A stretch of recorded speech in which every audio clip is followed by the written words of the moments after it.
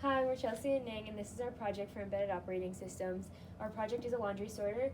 So how it works is you put a piece of laundry right here on the turntable, and then these LEDs turn on so OpenCV can detect it better with the light, and then it goes into either basket 1, 2, or 3. It goes into these baskets by the turntable here turning into whichever direction it needs to, and then this push table moves. Everything is operated by DC motors, 2 here and then 1 back here to increase the torque on the turntable. And the screen selection is on the Pi TFT up here. This is our screen display, and you have 3 baskets and the option to multi-select between 5 different options for 3 baskets. For this demonstration, for basket 1, we're going to select between whites and lights. Basket 2 is going to be colors, and basket 3 is going to be reds and darks.